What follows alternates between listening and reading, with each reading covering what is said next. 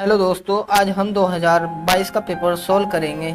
इससे पहले हम दो वीडियो और बना चुके हैं 2020 के पेपर पर और 2020 और 22 के दोनों के पेपर पर। ये तीसरी वीडियो है। यदि आपने वे दो वीडियो नहीं देखी तो आप चैनल की प्लेलिस्ट में जाकर वे वीडियो देख सकते हैं और आप मेरे चैनल को सब्सक्राइब कीजिए जिससे मेरी वीडियो आप तक पहुंचती रहे। अब हम 2022 का पेपर सोल्व करेंगे और इसमें भी हम दूसरे खंड के सभी क्वेश्चन करेंगे। तो आपको मैं ले चलता हूं दूसरे खंड पे। ये खंड 2 है, इसके हम सभी क्वेश्चन सोल्व करेंगे। और अब हम क्या क्वेश्चन करेंगे, इस क्या क्वेश्चन में दिया गया है के किस मान के लिए निम्न युगपत समीकरणों का एक समीकरणीय है तथा दूसरी समीकरणीय है का कोई हल नहीं है। तो के किस मान के लिए इन समीकरणों का कोई हल नहीं है वे हम जानेंगे। अब हम इस क्वेश्चन को सोल्व करेंगे। ये क्वेश्चन में दो इक्वेशन दी गई है, इन इक्वेशन को मैं यहाँ उतार लूंगा। ये खंड, ये दूसरे का क्या क्वेश्चन है, ऐसे ही आपको लिखना है। दूसरे का क्या क्वेश्चन, इसका सॉल्यूशन हम कर रहे हैं। इसकी जो पहली इक्वेशन है ये 3x + y = 1, ये हम यहाँ उतार लेंगे। 3x + y = 1। और जो दूसरी इक्वेशन हमें दी गई है 2k - 1 × x, ये इक्वेशन हम यहाँ उतार लेंगे। तो इसे जो दूसरी इक्वेशन है इसको हम उतार रहे हैं 2k - 1 × x और प्लस k - 1, ये k - 1 × y = 2k + 1। ये हमने दूसरी इक्वेशन भी उतार ली है। पहली इक्वेशन, ये दूसरी इक्वेशन। इसमें हमें कुछ नहीं करना है, मैं आपको बता देता हूँ। ये a की वैल्यू है और ये जो a है ये b है, ये a1 है, ये b1 है और जो ये वैल्यू है ये c1 है। जो ये x की गुणा में है इतना पीस, ये a2 है और जो ये y की गुणा में इतना पीस होता है ये b2 होता है और जो ये पूरा कंप्लीट ये c2 होता है। ऐसे ही इस y की गुणा में कुछ नहीं है, जैसे इस y की गुणा में है इसकी गुणा में कुछ नहीं है। जब कुछ नहीं होता तो 1 लगा लेते हैं हम। तो आपको बता दूं, इसमें क्वेश्चन में कहा गया है कि कोई हल नहीं है। तो कोई हल नहीं है, कोई हल नहीं है तो इसका फॉर्मूला ये होता है। इसका हम फॉर्मूला यहाँ लगाएंगे और इसे सोल्व करेंगे। ये सवाल तो हम यहीं से स्टार्ट करने हैं, ये तो रफ काम में आपको बताया गया है। ये दोनों इक्वेशन लिखने के बाद हम ये फॉर्मूला लगाएंगे। कोई हल नहीं है तो इसे लिखेंगे हम a1/a2 = b1/b2 और नॉट इक्वल टू c1/c2। ये हमने फॉर्मूला लगा दिया है। अब हम इस फॉर्मूले में वैल्यू पुट करेंगे। a1 की वैल्यू हम यहाँ से लिखेंगे, जो ये x की गुणा में होता है ये a1 की वैल्यू होती है। मैंने यहाँ a1 की वैल्यू लिख ली। उसके बटे में हमें a2 की वैल्यू चाहिए। a2 की वैल्यू जो ये x की गुणा में होता है ये a2 की वैल्यू होती है ये 2k - 1, यहाँ हमने लिखा। उसके बाद बराबर, अब हमें b1 की वैल्यू चाहिए, वे हम यहाँ से लेंगे। जो y की गुणा में कुछ नहीं होता तो 1 लगा लेते हैं हम। और 1 लगाने के बाद अब हमें चाहिए b2 की वैल्यू। b2 की मैंने पहले लिख दिया था, जो y की गुणा में होता है वे b2 की वैल्यू होती है। तो b2 की वैल्यू क्या है, k - 1, ये b2 की हमने लिख ली और नॉट इक्वल टू c1/c2, ये c1 की वैल्यू है 1 और ये c2 की वैल्यू है 2k + 1। ये हमने इस प्रकार लिख ली है। अब हमें क्या करना है, इसकी गुणा इधर करनी है और इसकी गुणा इधर करनी है। जब हम इसकी गुणा इधर करेंगे ये हमारा 3k - 1 और जब इसकी गुणा इधर करेंगे ये हमारा हो जाएगा 2k - 1। अब हम इसकी गुणा अंदर करेंगे, ये हमारा हो जाएगा 3k - 3 और ये सेम लिखा जाएगा 2k - 1। अब मैं इस 2k को इधर ले आता हूँ और इस संख्या को ऊपर की तरफ भेज देता हूँ। ये हमारा 3k और ये इधर आके -2k हो जाएगा और इस संख्या को हम बराबर से ऊपर की तरफ भेज देंगे, ये प्लस की हो जाएगी और इधर -1 था। इसको इसमें से घटाने पर हमें k मिलेगा और इसे इसमें से घटाने पर हमें 2 मिलेगा। इस प्रकार हमने k का ये मान काट लिया। तो k वो जो क्वेश्चन में कहा गया था, इस क्वेश्चन में कहा गया था कि k के किस मान के लिए निम्न युग समीकरण का कोई हल नहीं है, तो वो k का मान आ गया है। तो के इस मान के लिए समीकरण का कोई हल नहीं है। हम कह सकते हैं, यहाँ आंसर भी लिख सकते हैं। ये हमारा आंसर आ गया। अब हम दूसरे का ख क्वेश्चन करेंगे। इस क्वेश्चन को हम पढ़ते हैं। ABC तथा DEF दो समरूप त्रिभुज है। एंगल A बराबर 57 डिग्री और एंगल E बराबर 75 डिग्री, तो एंगल C ज्ञात कीजिए। अब हम किस प्रकार से इसको ज्ञात करेंगे देखते हैं। हमें दो त्रिभुज दे रखे हैं ABC और DEF, समरूप त्रिभुज दिए हुए हैं। तो सबसे पहले हम दो त्रिभुज बना लेंगे। ये दोनों त्रिभुज समरूप त्रिभुज हैं। इधर मैं एक त्रिभुज बना लेता हूँ। ये हमने बना लिया, ये ABC। और एक त्रिभुज और बना लेते हैं हम। ये हमने एक और त्रिभुज बना लिया जो इसमें दिया गया है DEF। ये D है और ये E है और ये F है। तो मैं आपको एक बात बता दूं, जब दो समरूप त्रिभुज होते हैं तो उनके एंगल बराबर होते हैं। तो सबसे पहले हम लिखेंगे, इस क्वेश्चन का सोल्व कर रहे हैं हम। ये दूसरे का है क्वेश्चन है, इसको हम सोल्व कर रहे हैं।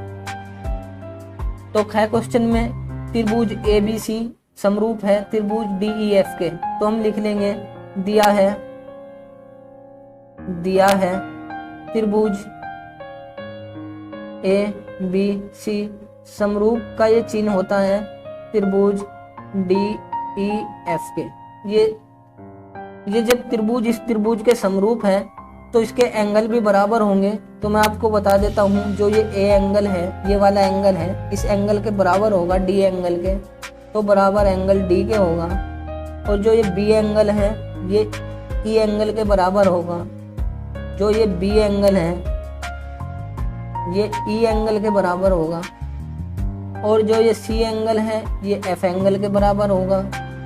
और जो ये C एंगल है, ये F के बराबर होगा। अब हमने इनके तीनों कोण बराबर कर लिए। अब हम इस पे आ जाते हैं। तो मैं बता देता हूँ, A एंगल 57 डिग्री है हमारा। जो ये A एंगल है, ये हमारा 57 डिग्री है। तो जो A एंगल है वही D एंगल होगा, क्योंकि ये दोनों बराबर हैं। उसके बाद हम आगे चलते हैं। इसमें लिखा हुआ है E एंगल 75 डिग्री है। तो जो ये E एंगल है, ये वाला, ये 75 डिग्री है। क्योंकि ये एंगल बराबर है तो B एंगल भी 75 डिग्री होगा। अगर हमें C एंगल मिल जाए तो C एंगल F एंगल के बराबर होगा। तो ये हमें निकालना है C एंगल। तो ये कैसे निकालते हैं हम, मैं आपको बता देता हूँ कि जो तीन त्रिभुज के तीनों कोण होते हैं उनका योग 180 होता है। तो त्रिभुज के तीनों कोणों का योग हम ले लेते हैं, angle A plus angle B plus angle C equal to 180 degree. तीनों कोणों का योग 180 डिग्री होता है। अब हम एंगल A का मान यहाँ से भरेंगे। ये एंगल A 57 डिग्री है और प्लस एंगल B ये है 75 डिग्री और प्लस एंगल C हमें ज्ञात करना है और 180 डिग्री हम लिख लेते हैं। इसके सेम उतार लेते हैं नीचे। इन दोनों को हम जोड़ेंगे। ये 7 और 5 12 हो जाएगा। 5 और 7 12 और 1 13 और plus angle C equal to 180 लिख लेंगे हम। ये 132 को हम बराबर से परली तरफ लिख लेंगे, क्योंकि हमें C एंगल निकालना है तो C को हम अकेला कर लेंगे। तो ये angle C equal to 180 minus 132। इस प्रकार ये हमें C एंगल प्राप्त होता है। ये C एंगल हमें मिलेगा 48 डिग्री। इसको इसमें से घटाने पर 48 डिग्री आ गया।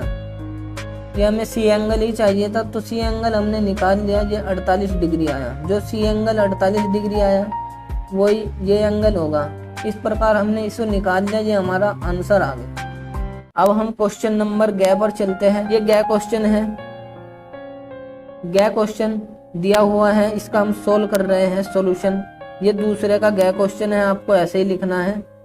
ये cos 15 degree plus cos 75 degree और अपोन में इसके दिया हुआ है sine 15 degree plus sine 75 degree और बराबर 1 आना चाहिए। ये सिद्ध कीजिए कि ये बराबर 1 आना चाहिए।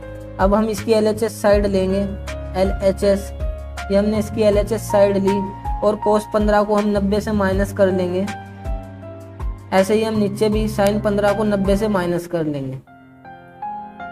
तो जैसे हम cos 15 को 90 से माइनस करेंगे, ये हमारा आएगा cos 90 में से कितना घटाए, जो ये 15 आ जाए। मैंने बताया था जो इसके सामने वाली होती है भुजा, वे घटा देते हैं। ये हमने घटा दी और उसके बाद प्लस लगा के ये हमने सेम लिख लिया cos 75। अब हम निचले वाला क्वेश्चन सोल्व करेंगे। ये sin 15 को हम लिखेंगे sin 90 माइनस करेंगे, 90 में से जो ये 15 आ जाए, ये 75 माइनस कर देते हैं, तो 90 में से 75 घटा के 15 बचेगा। उसके बाद प्लस ये sin 75 सेम लिख लेंगे, ये हमारा sin 75 आ गया। और अब हम इसे चेंज करेंगे, cos 90 माइनस थीटा, ये sin जो इसका थीटा आया है, इसका थीटा 75 है, और प्लस cos 75 यहाँ ऐसे ही हम उतार लेंगे क्योंकि इसमें हमने कोई चेंज नहीं किया। इसमें हमने चेंज किया, ये sin 90 माइनस थीटा, ये cos 75 आ जाएगा, और उसके बाद जो ये प्लस है ये हम sin ऐसे ही उतार लेंगे। अब हम देखते हैं sin 75 cos 75, नीचे भी sin 75 cos 75 है, तो ये हम ऐसे इस पूरे को नीचे से पूरे से काट देंगे, तो ये हमारा 1 आ जाएगा। ये पूरा कट जाएगा ऊपर से नीचे तक, तो ये 1 आ जाएगा। ये हमारी RHS साइड आ गई है। इस प्रकार हमने इसको भी सोल्व कर लिया। अब हम घ क्वेश्चन सोल्व करेंगे। इस क्वेश्चन में दिया गया है कि वर्ग 35 से 55 का वर्ग चिन्ह ज्ञात कीजिए। इसका एक फॉर्मूला होता है, वो मैं आपको पहले बता देता हूँ। इसका फॉर्मूला होता है वर्ग चिन्ह इक्वल टू उच्च सीमा प्लस निम्न सीमा। ये इसका फॉर्मूला होता है उच्च सीमा प्लस निम्न सीमा बटे 2।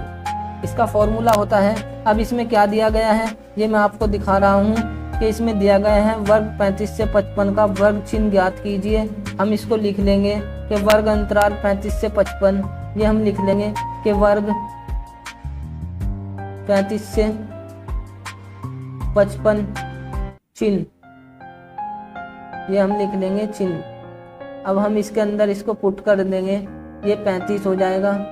ये उच्च है हमारा, तो उच्च हमारा 55 और प्लस निम्न कितना है हमारा 35, और इन दोनों के बटे में 2 आ जाएगा। हम इनको जोड़ेंगे का ये 90 हो जाएगा, और ये बटे में 2 है। इसको हम काटेंगे तो ये हमें मिलेगा 45। तो जो वर्ग चिन्ह है 35 और 55 का, वो हमारा 45 आ गया। हमारा जो आंसर है वो 45 आ गया। ये हमारा आंसर आ गया। इस प्रकार हमने 2 के सभी खंड कर लिए हैं। अगली जो नेक्स्ट वीडियो है उसमें हम